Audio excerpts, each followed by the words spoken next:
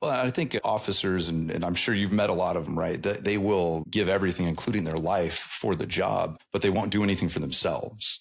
So what we're also trying to preach is this, idea to, keep after, your own interests, be sure to take care of yourself, both mentally and physically. And then also from a leadership position, protect your interests, because again, as you've seen, I'm sure in your career, these agencies sometimes don't take care of their members. Quite frankly, the state or the cities will discard a lot of these cops and they're suffering for the rest of their lives. And they've kind of used them in essence. So we're really trying to empower our officers to take back their power and to understand what it is that they're sacrificing for the job.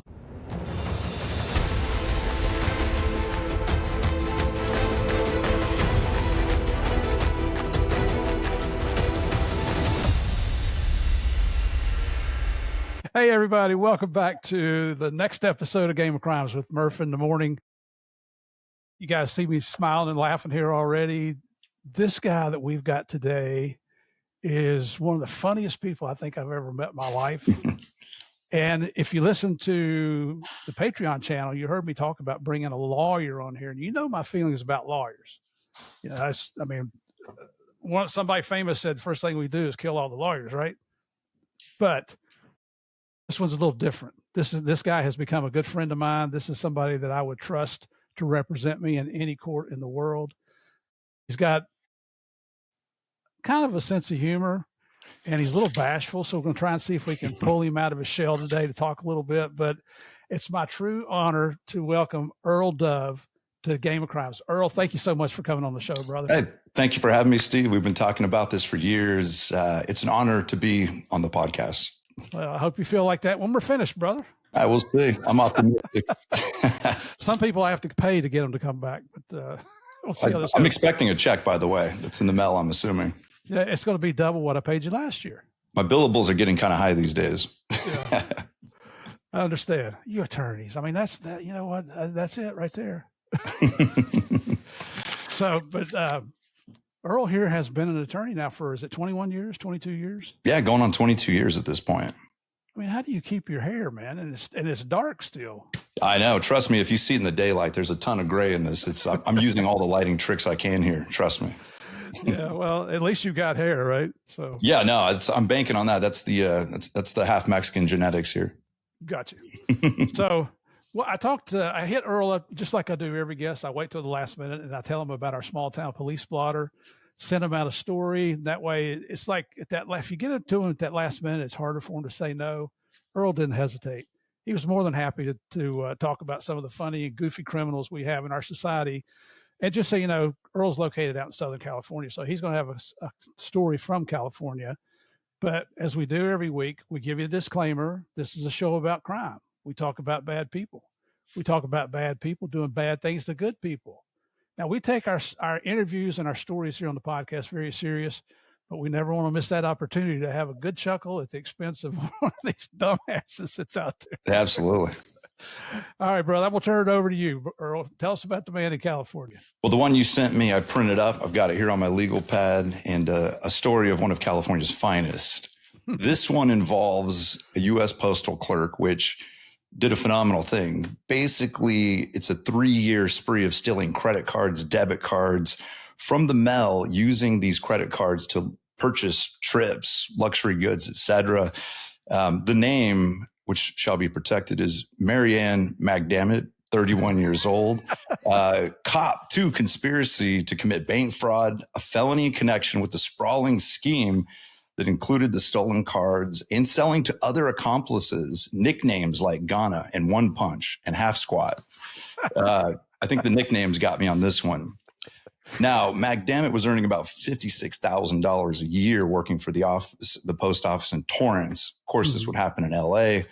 It's not a San Diego type event. The vacations included trips to Aruba, Tulum, Puerto Rico, Hawaii, Cabo. And the brands, the items, the clothing, phenomenal. We got Hermes, we got Rick Owens, we have Dior, Louis Vuitton. Very, very cultured, very nice brands, fantastic taste. Anyway, ultimately more than 100 cards were stolen when they raided her house. there was literally more credit cards than there were bottles of baby oil at P. Diddy's house. Oh, no, now you're talking. There were that many cards. So ultimately, they recovered it. They realized that people on the route had started to complain. There were over 100 customers on her route. Gives a whole new definition to going postal. And ultimately, she was charged.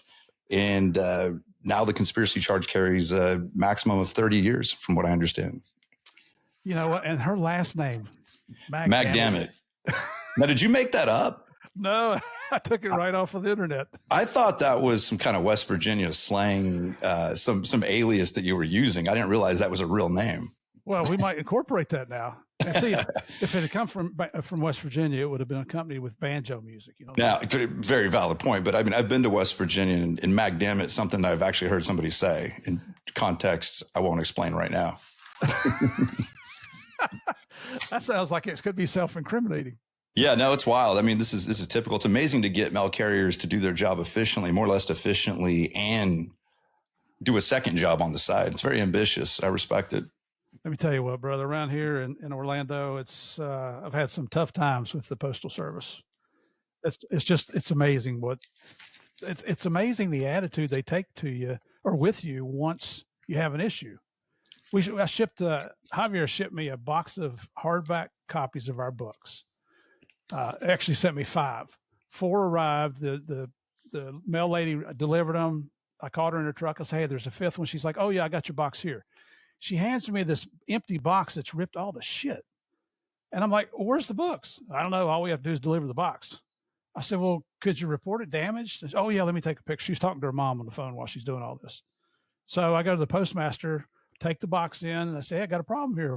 The contents of my box are missing. She's like, well, did they deliver the box to you? And I said, yeah, how do you think I got it? She said, well, that's all we have to do is deliver the box.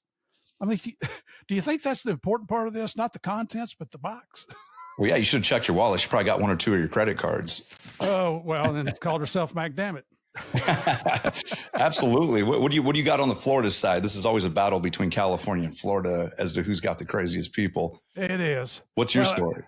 This is kind of heartbreaking because it involves one of my favorite restaurants. It's called Chuck E. Cheese. You guys have Chuck E. Cheese out in California? We do. I'm not allowed there because of my probation, but it's okay. Oh, TMI. Just joking. No probation, I assure you. Let's call Mr. Ferrone, have a discussion here. Yeah, exactly. So we got a man wearing a full Chuck E. Cheese costume. He was led out of a Florida restaurant in handcuffs by police who arrested him on felony charges. And this is according to the court records. As several children looked on, Jermell Jones, 41 years old, dressed up like Chuck E. Cheese, was collared by cops inside a Tallahassee eatery where a kid reportedly could be a kid. Before the restaurant worker was stuffed into the squad car, police removed his furry, oversized mouse head. As detailed in a probable cause statement, a woman told police that her child support Visa debit card had recently been stolen by a Chuck E. Cheese employee who had used the card for purchases at smoke shops, Circle K, grocery stores, and Whataburger. I mean, at least he's got good tasting burgers, right? Well, In-N-Out, just saying. For the record, In-N-Out is a superior burger. Better than Jack in the Box? Oh, yeah. And then some. So Michelle Allen, she's the complainant in this. She said she regularly visits Chuck E. Cheese. And the last time she was there, she had her card in her possession. That was at her child's June 28th birthday party. In a bit of amateur sleuthing now, here you go. Allen went to one of the businesses where the card had been fraudulently used. It was used. There you go. Gotcha. Oh, I could pick that up. She asked the people there, hey, can I look at your store surveillance cameras? And they said, sure. Upon viewing the security footage from Don's Grocery and Meats, Allen told cops she immediately recognized the suspect as an employee at Chuck E. Cheese. Cops went to the restaurant, asked for the worker if Jones, who they identified as the suspect, was the one in the mouse suit. They confirmed he was. Jones allegedly struggled with officers. Of course, you want to take something bad and make it even worse, before he finally was handcuffed. Now, Jones denied swiping the victim's Visa. He said that he'd found someone's credit card at work. If he had found that credit card at work, he would have turned it in to Chuck E. Cheese and not kept it. I believe him. Oh, yeah. However, there's always a however or a but, right? a frisk of Jones turned up a Visa card with Allen's name. That's a little incriminating, and a receipt for a purchase made with the stolen plastic. Jones Jones was booked to county jail on multiple felony card theft and fraud counts. He was subsequently released on bond from the Lee County lockup. He has previously been convicted of theft, cocaine possession, resisting, trespassing, and smoking weed. Shame on him. I'm sure it's just a coincidence. How did that get my pocket? It's not mine. I see no problem with this. I'm sure any half-decent criminal defense attorney can pull something out of that. Well, okay. So if you were representing that case, what would you use to? I think you'd probably go straight to plea bargain, right? I would not represent him in that case. I'd be representing the officer that arrested him. That's where I go with it. I'm going for the good side. I don't play games. I would never represent the criminal elements. Too much stress. I like the set of facts better on the officer side. And that's exactly why you're on the show, Earl. So, hey, thank you for playing along. I know it's a little bit silly, but it's awesome. It's awesome. I will say my criminal had much better taste than yours. You're talking about, Whataburger and weed shops and whatnot. Mine is Dior and Louis Vuitton. So California wins again. Oh, geez. Well, okay. I'm gonna let it go at that. We won't touch that one for now. Just for our listeners also, you're probably wondering how a guy from the East Coast meets this guy on the West Coast. Well, you've heard me talk a lot about the Southern California Gang Conference out in San Diego every year. You can see I've got one of their shirts on again. They started sending me shirts with my name engraved on this side. So when I'm out wandering the neighborhood, get lost, people can say, oh, that's Murph. Send you back. Oh, he lives over here. But that's where I met Earl. He has supported the conference, for 15 years, I believe you said? Yeah, I've been involved with it since, I would say 2012, 2013. It's been quite a while. It was kind of a gradual introduction, but I loved what the guys were doing. They're really elevating the cop convention idea. And obviously you've been a part of it for a number of years, but it's absolutely phenomenal. Adrozo, Sosa, Santi, the whole crew, just a phenomenal group to work with. And I'll hope to continue to work with them for quite a few more years. Oh, I love those guys. Yeah. In fact, Mel called me late last night. I owe him a phone call. But, I try to keep in touch as much as possible. I don't see how they pull it off. It's a ton of logistics and pressure and arranging speakers. And, I can't even imagine. Yeah. And you can always tell when things aren't going quite right because you'll see Mel. He's on the edge of that cliff. Yeah, I got to say, I remember the first time I met you at the gang conference. It was bizarre because we were talking before I knew who you were. The thing that struck me immediately was when I watched the show about, Narcos, whatever, the accent took me. I thought you were some guy from like Miami, and the voice in the show is very, like Sam Elliott or something. And then I met you. I'm like, wait, this is Murphy? Well, the actor Boyd Holbrook is actually from Eastern Kentucky. So that's why our accents are fairly similar. Yeah, here's a question. So he's from Prestonsburg, Kentucky. You're from Princeton, West Virginia, I believe, basically in the same region of the country. Mm-hmm. I figured they would emphasize the accent a little more in the show, because you have a great accent. I think it would have been amazing to have that, really brought out a little bit more even. Well, when the book came out, they said, well, we want to do the audio version. Said, you want me and Javier to read it? Like, not no, but hell no. Wait, you're telling me they denied you doing your own voiceover for your own book? Well, they were paying for the speakers, so we didn't really care. They brought in professional voiceover artists, and we got to select them. They gave us 3 each. The one that does Javier's part, he has the Hispanic accent a little bit, and the guy that did me, the reason I picked him is I've heard him on a lot of audiobooks. Before we could afford to fly everywhere, we had to drive, and we'd always get audiobooks in the car. And I've heard this guy multiple times, and he never flubs it. He's got the right tone of voice. Love the guy. He did a great job. Absolutely. Well, I just want to say from the gang conference feedback every year, you are consistently voted the sexiest voice at the gang conference. So don't sell yourself short. Listen, when you lie, your nose grows, right? You're on camera. Oh, forgot about that. I thought this was a Zoom phone call. So if you would, Earl, tell us, where are you from originally, where you grew up, your family dynamics, what mom and dad do? Do you have brothers and sisters? What you did in school, sports, anything like that? Yeah, absolutely. So I'm from the Imperial Valley, California, El Centro to be exact. It's right on the Mexican border, basically. So very desert border town, a little more like Arizona than California, to be honest. Hmm. So I basically am the typical product. It's a very law enforcement, agricultural heavy town, basically. So my mom was actually a nurse at one of the prisons, Calipatria State Prison, and my dad did construction. I have one sibling. I have a brother who is currently a cowboy for a living, and I have a sister, Wow. stay-at-home mother. So it's a fairly typical Imperial Valley story, I would suppose. That's cool. Your brother's is a real cowboy, huh? Yeah, he got. We went very different directions. My friend Hannah always says, we're basically like the same guy in two different genres. He's Yeah. basically me as a cowboy, and I'm the city version. So he has a ranch. He's got like a slaughterhouse on his property. He's raising cattle, doing the whole thing, and you have me in the middle of downtown San Diego. Yeah. Uh, you know what? As appealing as it sounds to be a cowboy, I'll take downtown San Diego.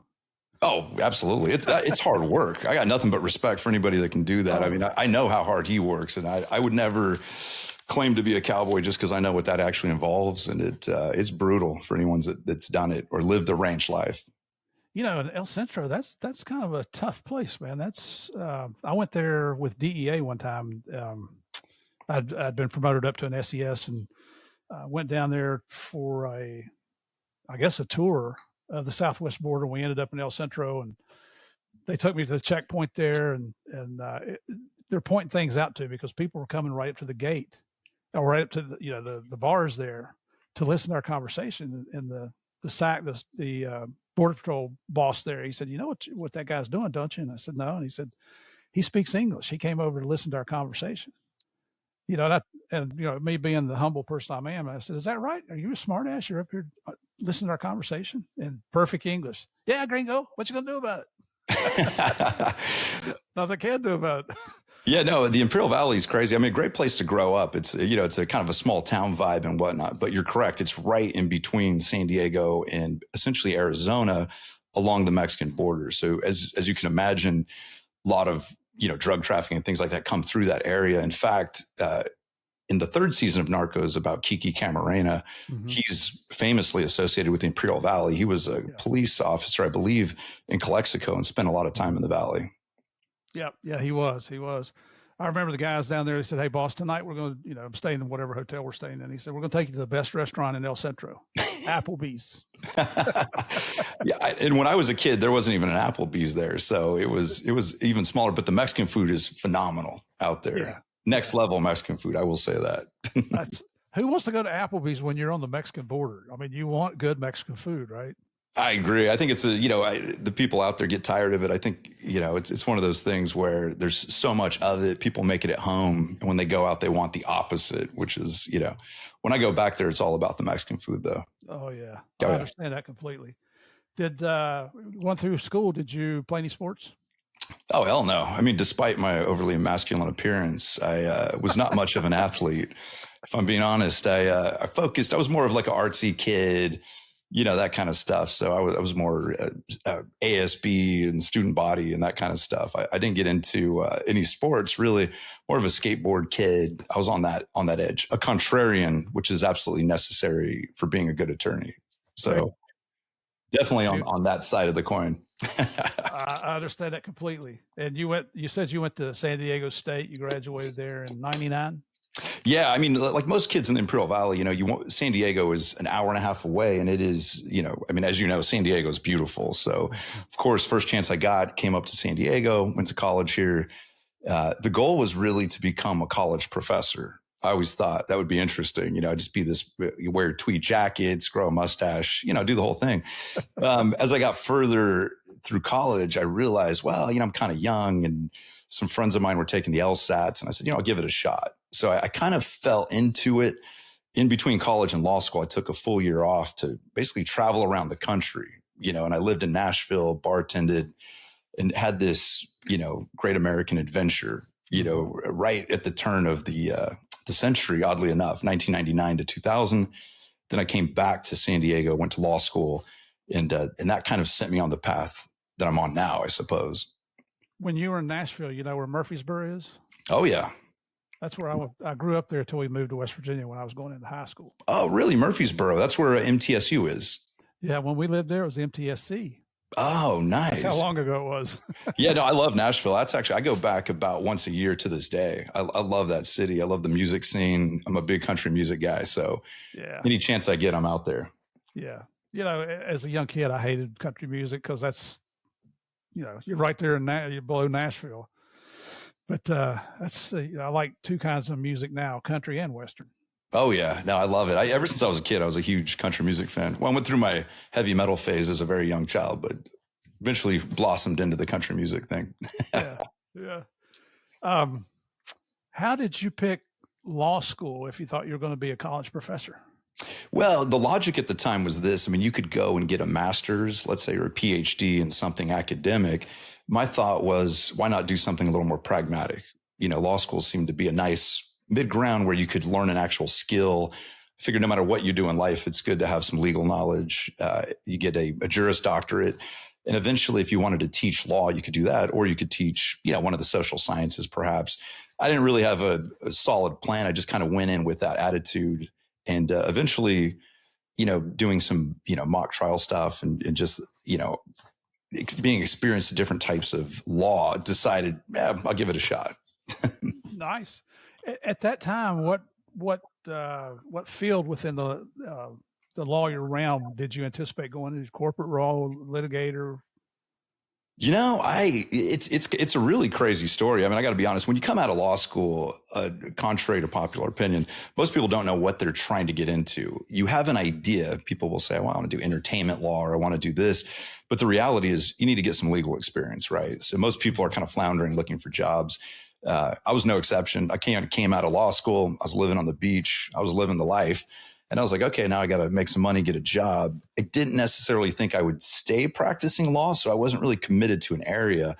And just by complete serendipity, I sort of met the Ferrone brothers. And that's a whole nother story. I can get into that later. But I meet them. I end up interviewing with them. They had just started this law firm, in 2002, I believe. And, I came out in 2003, 2004. And we just kind of hit it off, and the crazy story is that, and this is kind of a classic story. So I'm driving to the interview to meet up with this law firm. I'd been interviewing with firms around San Diego and LA. They were in Westlake at the time. I go up there, I'm on the way to the interview. I called my mom and I was just talking to her. She's like, hey, what's going on? I'm like, yeah, I'm going to this interview. She's like, what's the name of the law firm? Where are you at? And I said, I'm in Westlake Village. And she said, oh, that's where my lawyer's at. And it kind of, I was like, I've never heard of anybody from Westlake. I go, what's the law firm? She told me. And of course it was Ferrone and Ferrone. Really? Yeah. So I had no clue going into the interview. So now I'm sitting there kind of laughing. I'm like, oh, this is going to be great. I have gold for the interview. So I walk in and it's the guys, it was John and Paul. And at the time, their original partner, Stuart. I kind of walk into the room. They're doing the typical interview questions. And then they asked me this question, which I thought was brilliant. They go, what do you know about law enforcement, specifically the Department of Corrections? And I go, I don't know a whole lot about it, but I do know that you're representing my mom and she wants to know the status on the case.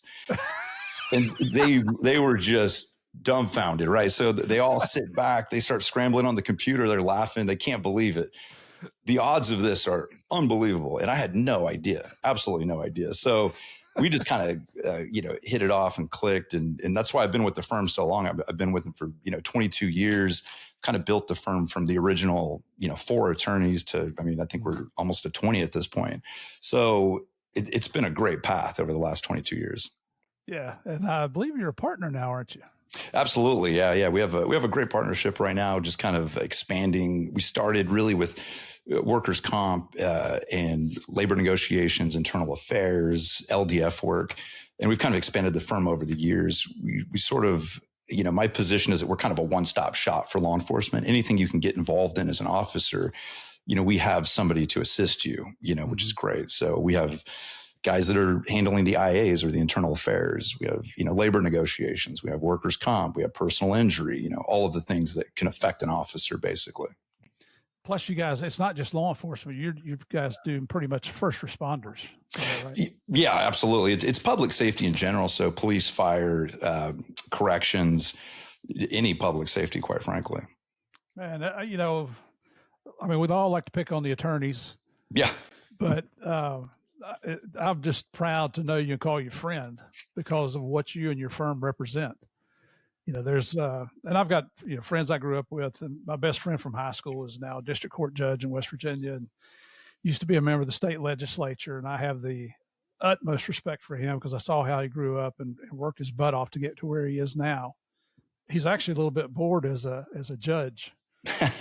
He had to give up everything because of potential conflict of interest. So everything he liked to do, he doesn't do anymore. But oh yeah, I don't think I could ever do the judge thing, but no, I appreciate the compliment. It's no, it's great. I mean, I think it's given me a perspective on public safety in general that I don't think most people have. Right. And it's interesting to see it from our angle because, it's not a political issue. It's not, sort of this whether you love or hate them kind of issue. This is just basically humanity. It is a person struggling with an issue, threatening their livelihood, threatening their safety, their health, so it's been great over the years to really get that perspective. And, I have a lot of respect for anybody. And that's why, I've participated in the gang conference all these years is to sort of foster that community. Because I think that there needs to be greater connectivity between the public safety community. As you've seen at the conference, I mean, there's corrections there, there's, police, there's sheriff, there's FBI, DEA, a little bit of everything. A few bad guys.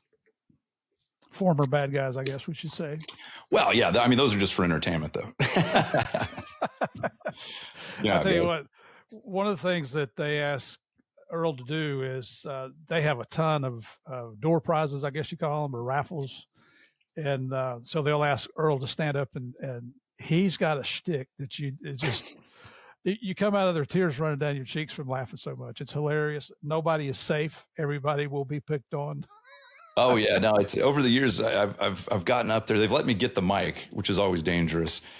And I assume anybody hands me a microphone, it's time for a roast. And so I'm handing out prizes and awards, but at the same time, I'm trying to see if I can tag a couple of people like Mel or Santi or one of the guys from the conference. You're next. Next year we'll be. I have a couple good ones for you next year. Oh, good. Oh boy, I just can't wait. I'm gonna have to think of. I'll have to get some shots in at you before you get a shot at me. Maybe I don't know. We'll figure this out. You got to get up prettier in the morning, son. I know it, man. You're talented. I have to say. Now you guys have offices throughout California too. It's not just in San Diego.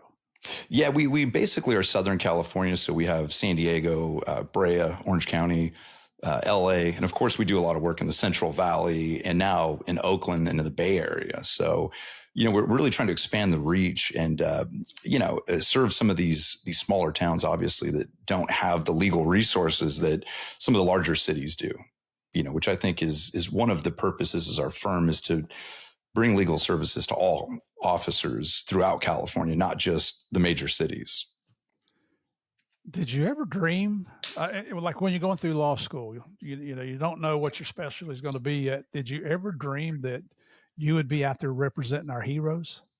No, never. It was, like I said, I can't, I'm not that, I wasn't that clear in the vision at the time.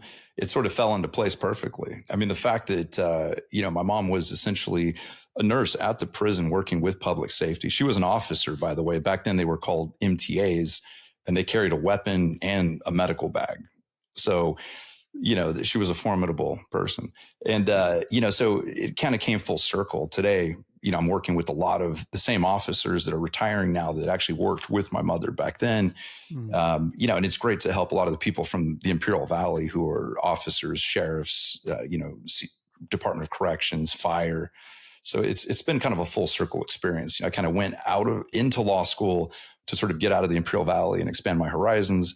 Fast forward, now I'm able to kind of give back a little bit by representing a lot of the people that I grew up with, quite frankly, Nice. I just very honorable. I'm fangirling on here just a little bit over you because I so much appreciate what it is you do, what you represent.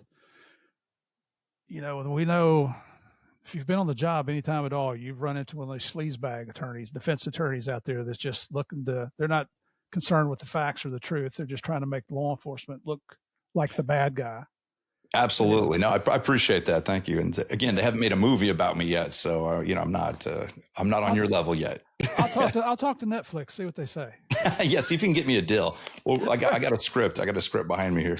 There you go. There you go. Now, when I was doing some reading up on you, and I couldn't find a whole lot about you, to be quite honest with you, online. Yes.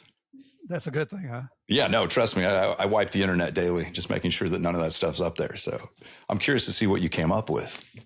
Well, you're on a offenders list that has to register. No, I'm just kidding. That's why I'm not allowed at a Chuck E. Cheese to this day. I wasn't gonna say that.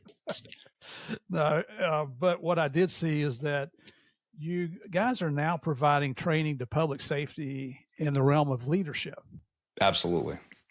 That's fantastic. So, from your point of view as an attorney, what is it that you're trying to get across? Why should first responders listen to you to come in and talk about leadership?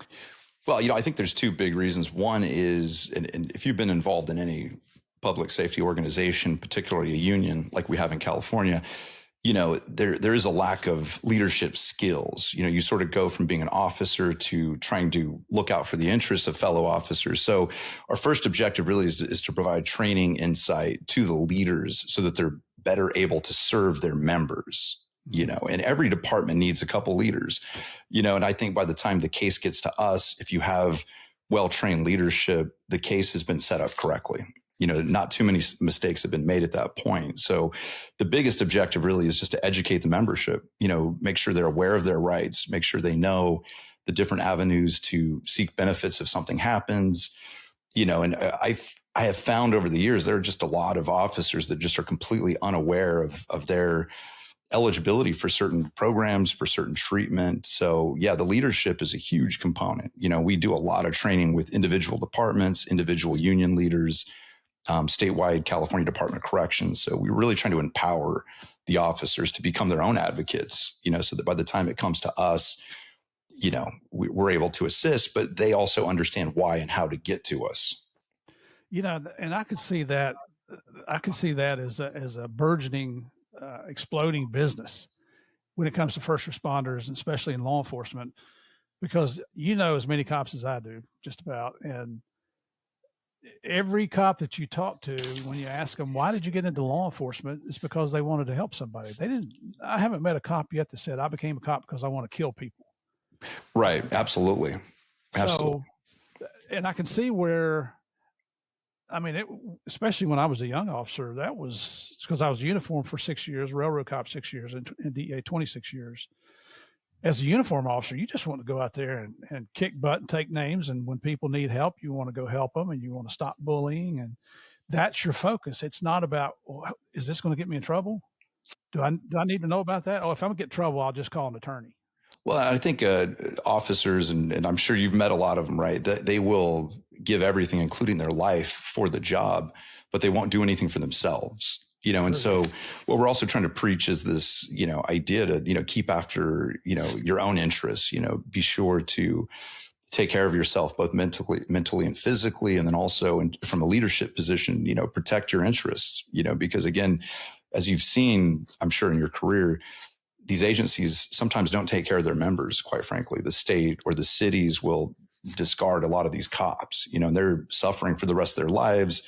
And they've kind of used them in essence. So we're really, trying to empower our officers to take back their power, and to understand what it is that they're sacrificing for the job.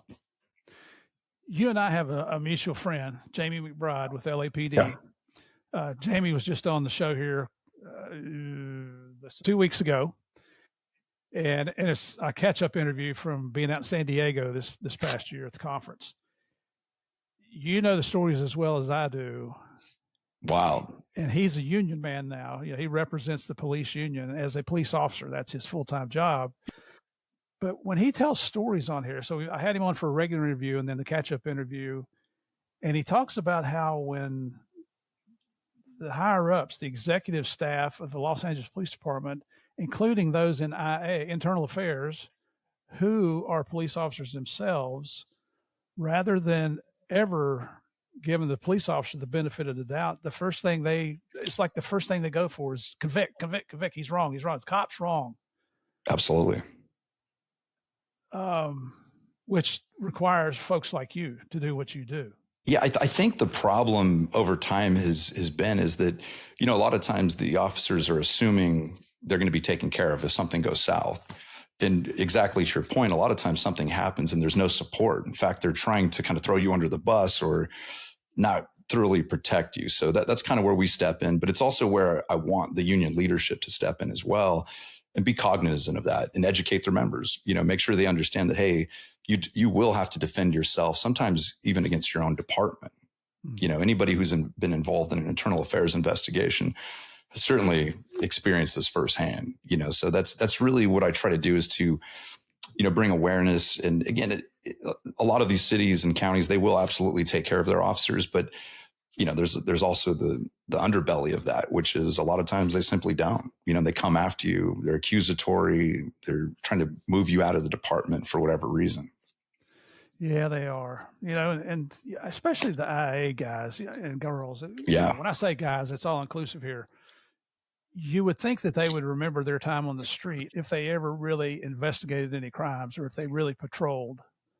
Maybe they were, I don't know, I hate to call them kiss butts, but, Yeah, I think it's, as there's a lot of power hungry people out there, officers or not. I think when you get a taste of that power, it does something. In my experience, I've seen a lot of people who I was surprised it sort of became that way. They sort of joined admin and then really weren't supportive of the officers anymore, instead of advocating for the officers that you were just working alongside. So that's another thing too. I really try to bring sort of a holistic approach. Look at where you came from, look at where you are, look at the circumstances that are affecting both parties, right? Admin has certain concerns, the officers have certain concerns. Let's look at all of that as a whole and then try to make a decision. Yeah. So in your experience as an attorney, and I told you I was going to ask you about a couple of different variations of what you do, but it just hit me. What's the funniest case that you've ever had to? Oh my God. I'll give you, I won't give you a specific, but I will give you a category of cases. And this is my biggest piece of advice to anybody in the public safety community. Be careful what you post on Instagram or TikTok. We have had a lot of problems in recent years, all because of ridiculous things were posted on social media. Yeah. And I'll let you use your imagination on what we've seen. But I will say that every story that we sit about and laugh at is just shocked that somebody would post this. You're an officer, you're a public servant, and people aren't aware that what they post on their Instagram page instantly becomes fodder for the community. So I'm not sure if I can point to a specific one, but the social media thing has to be the biggest game changer in public safety because of the attention it brings and the lack of awareness that people have about what they're posting. Well, and not only that, but so our two daughters, our oldest daughter has her master's in HR, so she's always looking for a little bit better job. She's trying to move up the ladder, and when she was younger, and this, I guess most people do this, they were posting things about voicing their opinions, which were caused a lot of consternation amongst certain groups. And then when people fire back at them, they get ticked off and they fire back, and it just, becomes a little pissing match there. Absolutely. Well, these employers, the first thing they do is go check your social media accounts to see what is it you're involved with. And you tell these people, don't put it in writing. Don't ever put it in writing. But they just can't seem to help themselves. Well, especially in the public safety community, because there's already, a lot of polarizing opinions about public safety, right? So you start with that. You don't want to feed the demon, if you will, and post stuff that's going to feed into whatever narrative somebody's trying to spin against you. But, right. I always say to the younger officers, especially, because there's definitely this division within departments. You have kind of the old school guys that were not raised on social media, and you have these newer guys that are in their 20s, let's say, and they know nothing else but living this way, right? And there's a lot of misunderstanding between the two. So the number of internal affairs investigations or just interesting situations that pop up because of that are never ending at this point. Yeah. I like the Mike Tyson saying, it's amazing how brave people will be on social media when they haven't had the opportunity to be punched in the mouth. Oh, absolutely. Absolutely. That's absolutely true. There's no accountability. That's absolutely right. That's why I say too, you can say anything you want online. You can fight and defend it. Nobody would ever say that to your face, and that's kind of the problem. People get a little too comfortable behind the keyboard, that's going to create issue always. Yeah. It's not just my daughters that do that. It's everybody. I'm guilty of it at times. I know I get a lot of positive social media responses. I get a few negative ones, but the negative ones are really, really ugly. Oh, I can imagine. Yeah, no, all of our public safety members. I mean, they're especially in the last, 5-6 years. I mean, there's been a sharp increase in sort of just public criticism and sort of the viciousness in which everyone's approaching each other. It's brutal. Yeah. But it's I'll read it. I know you're not supposed to read it. I can't help myself. If it's about me, I'm okay with it. I can laugh it off and just think, what an idiot wrote. Some moron wrote this. Right. But when they insult somebody that I know is a hero on this show, that I had on the show, and I'm specifically thinking of a veteran who was shot multiple times in Iran. I'll just say Ken Krause. I mean, the man's a legend. Absolutely. He's fighting off innumerable odds to the point where they ran out of hundreds and hundreds of rounds of ammo and had to surrender themselves to the Fedayeen or the jackasses over there. And he was taken to Evin prison, the one that the Israelis just blew the front door off of a couple of months ago, and was tortured there for about 6 or 7 days. Only by the grace of God did he survive and get out of that place. Came back, finished his time in the Marine Corps, became a police officer in one of the Atlanta, Georgia suburbs. Now he's retired, has written an unbelievable book. His life is just unbelievable. I mean, he's a true hero through and through. And for somebody to make a comment about him, I just couldn't help myself. No. It's I can only imagine it's hard not to engage sometimes, but, I just feel like, I mean, the level of ignorance that people are commenting from sometimes, it's not even worth engaging. I mean, if they knew even a quarter of that story, they would never say those things, and that's true with most. There's been cases that I've been involved with, and I hear the public discourse about that case, and nobody even knows what they're talking about in terms of the facts of it. There's almost like a talking point that's been put out there, and it's perpetuated through social media, but there's no research. Nobody has read the reports. Nobody even reads the information that's available online necessarily. It's just headlines, argument. That's it. There's no analysis, no critical thinking. That's one of the biggest problems we have in representing public safety is that, sometimes the public perception can get ahead of you, whether it's false or not is irrelevant. There's sort of a narrative that evolves. Oh yeah. It's, he's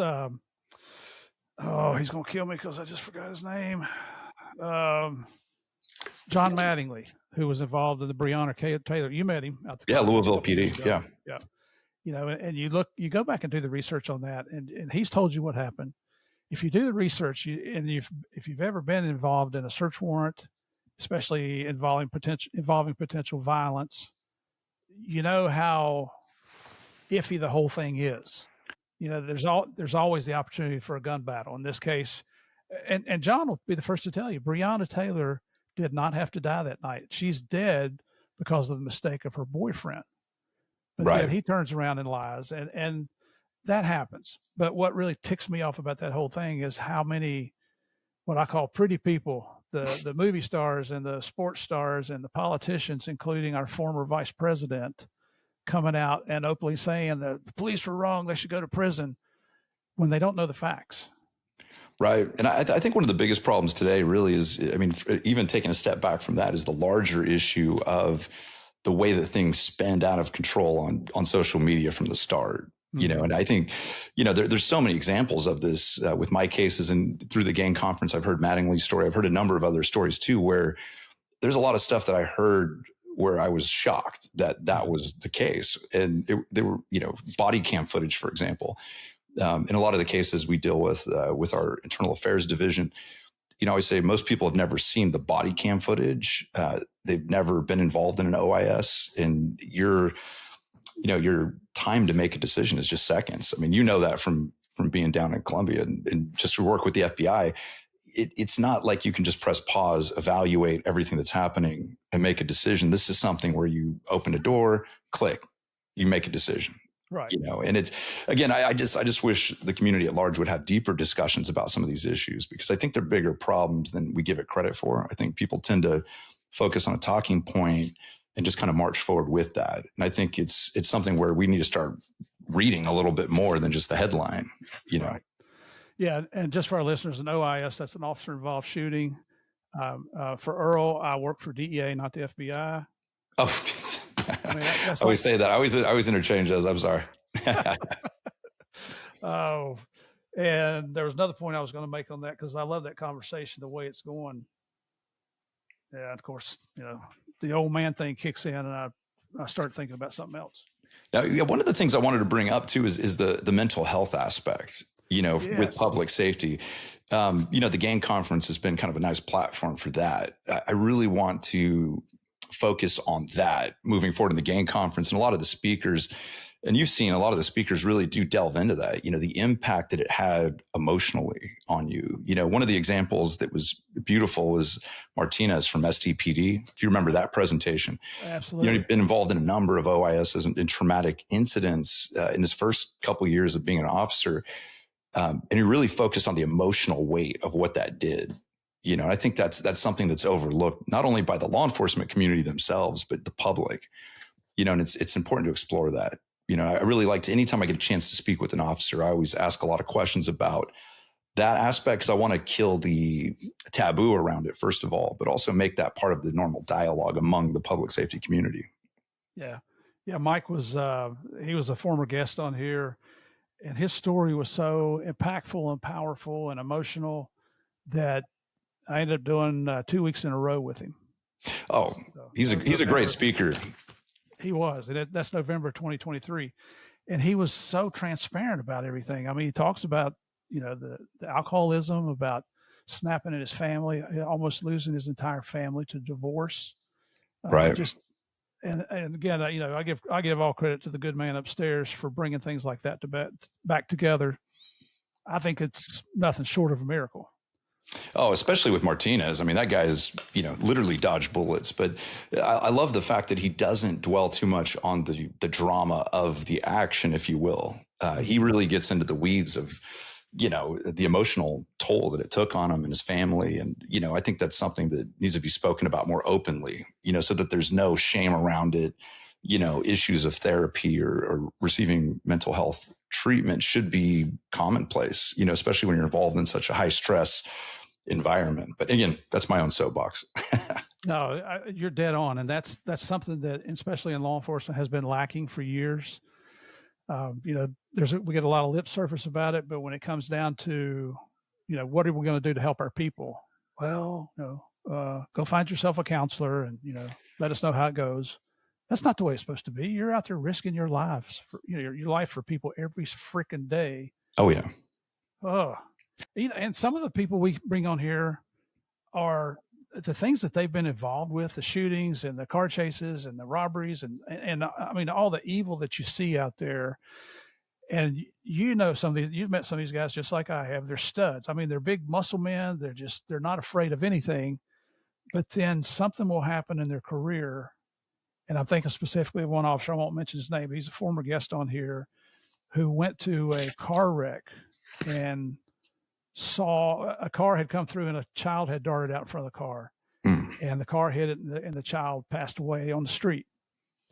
The police officer gets there and there's a man knelt down over the child, just sobbing, just so emotional. And he thought, well, that must be the child's father. That was the guy driving the car, because it was an accident, straight out accident. The kid ran out in front of him. There wasn't anything he could do about it. Right. And of all these shootings and murders and heinous activities that this police officer had been involved with, that's what put him over the edge to where he considered eating his own gun. Oh yeah. Oh yeah. We're seeing a huge spike in, suicides, quite frankly, among public safety in recent years. It's really spiked quite a bit. And you're absolutely correct. And if you think about that incident, that might be one of a dozen things that happens that year or that month in some departments. So, again, to your point, it's kind of the straw that breaks the camel's back. There's years and years of stress and hypervigilance, all these issues deteriorating your mental health. And then finally, there's something that happens that is too close to home or, too real. And it just sends people over the edge. And I've seen some of the most, stable and just physically, mentally strong people just, be reduced to nothing, and it doesn't take much, when you're dealing with this on a daily basis. So, anytime I'm talking to anybody about representing officers, I always talk about that, because I think it's important for people to put themselves in their shoes and say, okay, what if you had to put on a gun and a vest and get out in the field every day? What if you're undercover, with the threat of death hanging over your head every day? What that does to you mentally is something that you can't understand. I mean, I certainly could not understand that, in a real way. I see it, through my cases, but I've never been in that scenario, and I can only imagine what that would do, especially over the course of, say, 10, 20 years. Yeah, I truly believe that the good Lord gives all of us gifts. And I think when it comes to law enforcement, you have to have that special mindset, for lack of a better word, to be able to see things like that on a daily basis, whether it's a shooting or a car wreck or child molestation, whatever it might be, to continue to live. Firemen, I mean, the things that they see, I couldn't do what a fireman does. Why the heck would I want to go in a burning building? They say, why would I want to go to a bank robbery where they're shooting people? So yeah, I'm glad you brought up the firemen, because I say these fire departments, I mean, the things that they're seeing, because they're doing a lot of medical calls, aside from just responding to fires. I think people see, the television coverage, and you see a bunch of officers putting out, or not officers, but firefighters putting out a blaze or a house fire, but they're not showing you the fact that they went in and, there's several dead bodies and they're dragging the bodies out and they're performing CPR, on drug overdoses on a daily basis. I mean, there's a lot of gritty brutality that goes into firefighting that has nothing to do with the firefighting, right? And so that's another thing too. I mean, I don't think the general public sees that side of it. Yeah, it's, we like to pick on the firefighters and they like to pick on us. It's all good natured. It's, oh yeah, it's just the way that I guess people in high stress jobs deal with the anxiety that accompanies what you do. Oh, absolutely. No, it's public safety is a hard road to go. I've seen it firsthand. So I have nothing but respect for anybody that chooses that profession, and those that make it through and retire. I mean, God bless. And we made so much money out of it. That's the thing, Yeah, exactly. That's the other thing too. I mean, damn, it's like, it's crazy to me. Sometimes I think about it, I'm like, wait, these guys are out on the streets and, they're still having to go home and deal with financial stress on top of it. It's wild. Yeah, they're wild. It's a different mindset. That's for sure. You're getting ready to start a new podcast, right? Yeah, absolutely. I'm hoping to launch it here in the fall. I'm collecting a series of interviews now. And again, it's kind of going back to what I just said about the mental wellness aspect. I really want to use it as a platform for officers to, get into that component of it. I want to focus less on, the sensational true crime element and get more into the impact, kind of what they went through, how they navigated darkness, basically. I've seen a lot of my clients go through hell and back. And I think if the public knew and could see what I see on a daily basis, it would change their perspective. And that's kind of what I'm hoping to do with the podcast, is really to provide a platform that is apolitical, that doesn't get into the real tactical or ethical issues. It just focuses on, hey, this is a person. It's a very difficult job. Understand what that does to a person.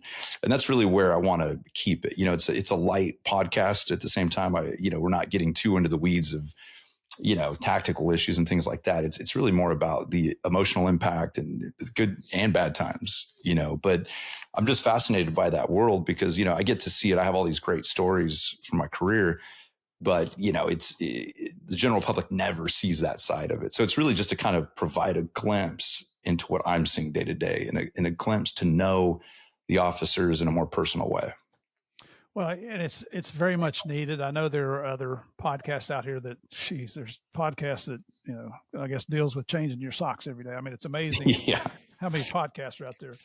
But and you probably already know this, the leading death of police officers in the United States now is suicide.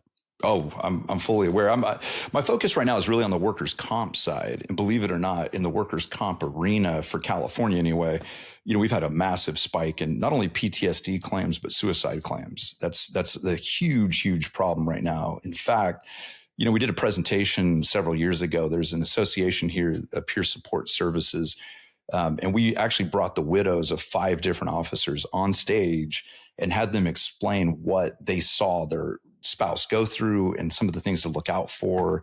And again, it's further, an example of how we can continue to educate the public safety community about how to protect themselves against this. Yeah. So I like to educate the spouses as to what to look for in their partner to see when they're facing some of these issues and some of the red flags that pop up when you're on that road. Because I've seen a lot of officers go down via suicide. I can't imagine attending a session like that, because that has to be a tearjerker. Oh, it was brutal. John Ferrone, the guy that started the firm, he hosted it, and he basically, we didn't do a whole lot of talking. We just let them tell their story, and really the audience, I mean, you could hear a pin drop in that room because everybody had felt some portion of that, and it was really a poignant moment, but it also helped me to realize, the need for further discussion about mental wellness within the public safety community. Right. And that's really been kind of our mission as a firm in recent years, is to create, sort of a team dynamic, so we want the cities to treat their police force or their fire force as a team, right? Somebody's struggling, get them treatment, get them back on the field, right? It's this, right now we have this culture of shame, and, they're accusing them of, being out on workers' comp and, milking the system, so to speak. But, we're trying to change that perspective and say, hey, these guys are playing a very deadly game. We need to keep them in the game and healthy. And so what can the city do to facilitate that? And that's really our focus right now. I'll tell you what, man, anything that the Game of Crimes can do to help promote your new podcast when you're ready to launch it, you just let me know, and I'll tell all 29 of our followers, and, we'll get you some people, at least a few people listening to you. Hey, I appreciate it. I need all the help I can get. Clearly, I'll be, I'll be throwing that out there. I'll definitely be asking for help when the time comes. Well, and if you need, if you're looking for potential guests on your show, I'm more than happy to make some introductions, because we've got some folks that, there's one guy I'm thinking of from Kansas City, Brent Cartwright, that I thought we were going to bring him to the conference this year, but they already had someone else lined up, and we may bring him out next year. But shot multiple times in line of duty. His ego override his butt, just like most of us do at times. The difference is, when he gets up to tell his story, he has the psychologist with him that helped him get through it. Yes. And she focuses only on first responders. So it's a presentation like I've never seen before. So I'm hoping that we'll get him out. Oh, that'd be perfect. We're actually trying to put together something like that here with some of our officers that have been on the brink and the people that brought them back. No, that's a great, that'd be a great one. I'll definitely be asking you about that. I mean, anybody except for Pena. You know what I'm saying? I can't deal with that bastard. You're just jealous. I'm joking, Javier, if you're listening to this. You want to see his little black book. I know what you want. I've got questions for that kid, Just make sure Beverly's not around when you ask. Yeah, exactly.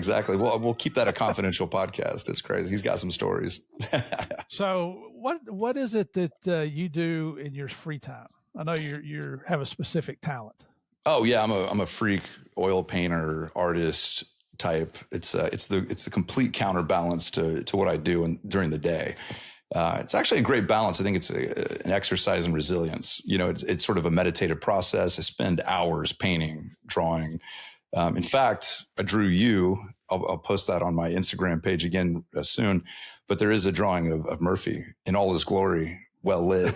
It's a beautiful, beautiful painting. He insisted on being nude for it, actually, which is weird because I was just drawing his face. I didn't understand it, but it made sense. But you laughed when I brought it up, and I thought, you haven't seen me nude. What are you laughing at? I saw that video you put out. I know what you're talking about. I've seen your OnlyFans page. It's all right. It's all right. Murphy does Milwaukee. That's what. You should be proud. No, and I've got to own up to this. So I've seen it on your Instagram account twice, and I think you mentioned me, and it's how I get the notices on Instagram. And I didn't put your name to the picture. Never. and I don't know why. I guess I'm stereotyping attorneys. I don't know, but never would I have thought of you being the person that drew that picture. Oh, that's funny. Until I saw it. It was yesterday that I saw the site. You just came out again on Instagram. You just posted again recently. Yeah, it was recent. And then it hit me. Oh, man, that's Earl. Oh my gosh, I couldn't believe it. I was really shocked. But then I looked at some of the others, and mine looks a little rough. I mean, the girls that you do, they look very beautiful. I was trying to add some grit to it, you know. I was add some grit. I was trying to go in with that DEA badass kind of vibe. You know, it's good. I mean, I know you wanted more of the Greek god on like a bearskin rug nude vibe, but I was going for more. You know, I was going for something a little more hard edged, a little more Narcos. I loved it, man. I'm honored that you did that. Is that with pencil? That's all with pencil, right? Yeah, it was a pencil drawing. If you remember, we were taking some pictures in the green room. We were talking to the officers that caught Chapo, if you recall. Oh, yeah. It was that day, and they were showing us some of the evidence and whatnot. I think they had a couple like cartel guns. I can't remember the specifics, but we were all back there taking pictures. That's where that drawing came from. There's a short video of you in the shadows. It's this real dark, you know, shadowy picture. And I was like, oh, this is perfect. Cause it's the opposite to how I think of you, you know, but you have this like you look like a hitman or something in it. It's crazy. It's crazy. Well, yeah, I'll be the first to tell you, I've never been a tough guy. I've never pretended to be a tough guy. I appreciate you trying to make it look like that. Not that it's going to do me any good this far along in life, you know. Hey, look, tough guys recognize one another. You know, we're on the same page here. You know, basically, we have parallel careers. That's right. I got you back. Yeah, I appreciate it. So let's see. What else did I find out about you? Who is Chicken of the Sea? Okay, Pollo Del Mar is my cat. I'm assuming this is from Mel Sosa. Only Mel would have this top secret information. Yes, I'm a notorious cat lover. I have had a cat for the last 15 years by the name of Pollo Del Mar, which in English is chicken of the sea. So yes, it's a good call. I mean, so when I'm not doing this law thing, I'm hanging out, painting, hanging out with my cat. So as you can see, there's a dichotomy of personality here. So, well, I was going to say, the personality of you and a cat, are those similar or opposites? Oh, I mean, is there any other way to look at yourself other than as a type of cat? You know what I mean? I think it would be a mistake. Everyone says, the dogs are man's best friend and whatnot, but I'm really advocating for cats to come up. I want more respectability. I want every public safety member to own a cat and a good bottle of Chardonnay. You know what I'm saying? Oh, there you go. we all have our standards, right? Mine are a lot lower than that. Yeah, I've seen it all.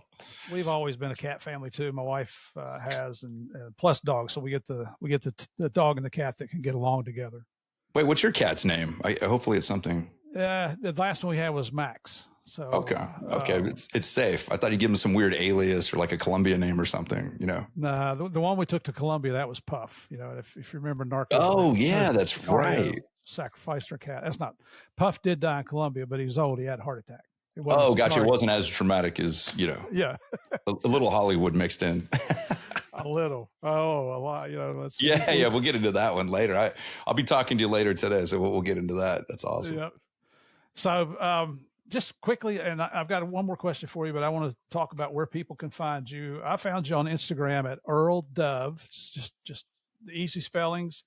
He's got over 26,000 followers on there. So you got a good following going. I mean, the drawings are getting better. The followers are increasing. Now, you can also find us at the ForOwnLawGroup.com. And of course, we have an Instagram page as well. On that Instagram page, you'll see a lot of training and videos and whatnot as well. So there's a lot of resources for public safety, primarily in California, but we're really encouraging agencies throughout the country to kind of get together and look at different models that are working. So that's one of the reasons for our Instagram page for the firm is to kind of unite officers, around the country. And I even found you on TikTok at Earl Dove Art. A-R-T. So. Yeah, I have a secret TikTok page. I'll get into that later. That's a whole nother situation. We have another podcast later so we can share our OnlyFans pages and, that kind of stuff. Got it. So before I let you go, Earl, just any words of wisdom for our listeners, whether it's about their lives, if they're thinking about going into to become an attorney, if they're looking to go into public safety, any last thoughts here before I let you go? Yeah, absolutely. We do a lot of training with new officers and younger officers, and I always offer a couple pieces of advice. One is uh, be as financially responsible as possible. I mean, I'm sure you've seen a lot of these cops. They come in, they start spending money, they buy all the toys, all the jet skis and boats and all this craziness. But above all, understand that this is a dangerous career. It's a hazardous career. It's rare that people make it all the way through. There's a good chance your money will come to an end at some point. So, number one, fiscal responsibility among officers, massively important. And the second, again, I'll emphasize it again, mental wellness. I really think that every officer should do a little bit of therapy now and again, decompression, just because what you're experiencing is so unique that, it's not normal to see the things you're saying, and if it becomes normal, it's a problem. So, I try to offer those two pieces of advice to most officers. As far as lawyers, we actually had an officer who became a lawyer that works with us. So, that's an interesting perspective. But yeah, for officers in general, I always try to offer that advice. And again, protect yourself out there, both legally, mentally, physically, really understand that it's up to you. The department is not going to come to your rescue in every situation, nor is the public, so really you need to protect yourself in every way possible, but especially financially, mentally. Those are my one and two. Excellent. And if people want to find you in the San Diego, Southern California area, Ferrone and Ferrone? Yeah, Ferrone Law Group. You can find us online. And again, feel free to call if you have any legal questions. Right now, I'm focusing primarily on the workers' comp claims, as I mentioned. So, a big thing in workers' comp are cardiovascular issues, right? So the PTSD, the stress, the way that manifests is normally with heart issues. So you'd be shocked at the studies, kind of the medical backing of the idea and the amount of damage that is done to your system, as a result of the stress. So even if you're not experiencing, say, PTSD symptoms, a lot of people are experiencing substantial blood pressure issues, heart attacks at a very young age. So I'm really working on that. It's kind of the passion project, is to make sure that these guys are protected, aware that they can file that, and to make sure that they're, being preventative and keeping themselves in shape. And if you go to, if you get to meet Earl in his office, ask him for one of these nifty hats here, because this is one of my favorite hats. Nice. That is the official Ferrone Law Group. That's actually one of the limited edition hats. Very nice. Yeah. Well played. Not everybody got one of those. That was for the VIPs only. And it's starting to show a little wear. Hey, I appreciate you rocking the logo. We'll get you a fresh batch. I'll send you out some new swag. There you go. I like it because it's a cool looking hat and nobody knows what that emblem means. It's mysterious, just like the law group itself, just like me. All right, Earl, thank you so much for coming on the show, brother. It's been an honor to have you on here. Hey, Steve, absolute honor to be here today. I appreciate you having me on the podcast. I know that it's primarily more sensational stories, public safety, and all this chaos, but I appreciate you giving me a chance to chat about my issues. And I hope that your listeners will take some of what I said to heart and, really protect yourself. And if you have any questions, feel free to reach out to us from Law Group, again, at Earl Dove, anytime. We'll talk to you soon, Steve. Appreciate it. Excellent. Thank you, Earl. And too, I brought you on here because I wanted to show everybody, we do tend to stereotype attorneys, but there are good attorneys out there. You're looking at not many. I mean, it's like I'm like, there's like three of us. I think it's there good. You go. And I know you. I know Earl. So hey. I'm proud to know you, brother. I appreciate the support. Our pleasure. And for all our listeners, thank you for continuing to come back every week. If you haven't checked us out on Patreon, go over to patreon.com/Game of Crimes. I'm getting ready to introduce a new segment for our listeners at the upper two levels, in which my former co-host, Morgan Wright, did a 12-episode interview of Javier and I. It's the most extensive interview we've ever done about the Pablo Escobar investigation. So come on over to Patreon, check that out. Again, it's patreon.com/Game of Crimes. Join in. We've got, you'll get early access to podcast releases. You'll hear them 4 days before anybody else does on the regular podcast. You can listen to the case of the month, the Q&A, where you can ask me anything. Got one special section called You Can't Make This Crap Up. And it's about the stupid criminals, an hour's worth of stupid criminal stories. It's hilarious. So come on over, check us out. if you not seen us on YouTube yet, do me a favor, go over there, type in Game of Crimes podcast in the search bar at the top, click on the subscribe button, listen to a few episodes, hit the like button, send me your comments. I appreciate you folks coming back every week. Listen to me pontificate. I know the only reason you come back is because of the great guests I bring on. But I also know you keep coming back because you love playing the biggest, the baddest, the most dangerous game of all, and that's the Game of Crimes. God bless. I'll see you next week.